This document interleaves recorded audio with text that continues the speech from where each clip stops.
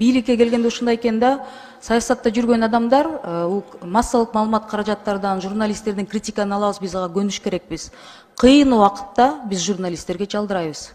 Кыйын убакытта мен өз башыман өткөн нерселерди айтып атам да. 2005-жылдары мен Атамбек Бакиев таратып кеткенде, ошол эле Ата Азаттыкка, ошол эле 24 KG'ге, ошол эле Аки Прессте журналисттердин аркасынан чуркап, мен да позициям берип койгулачы деп сурангам да.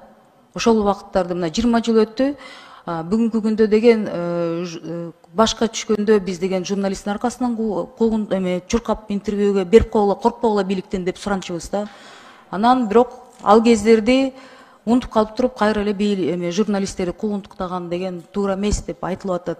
Ошону сиз омбудсмен катары ушуну деген өкмөттүн жыйындарына да айтышасыздар, укук коргоо органдары менен сиздердин мамилеңиздер да бар да. Ошого бир мындай түз көз караш менен түшүндүрмө иштерин, мен ойлойм, журналисттердин арасында эмес, түшүндүрмө иштерин укук коргоо органдардын өкүлдөрү, жетекчилеринин арасында жүргүзүш керек деп. Макулсуздарбы? Жаныбек Сүйүнбаевич, сиздин ой пикириңиз кандай?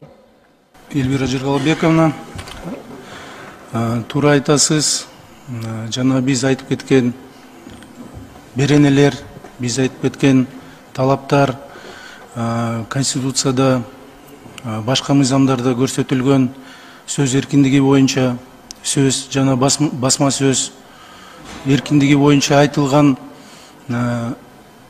талаптар, принциптер боюнча сөзсүз сакталыш керек.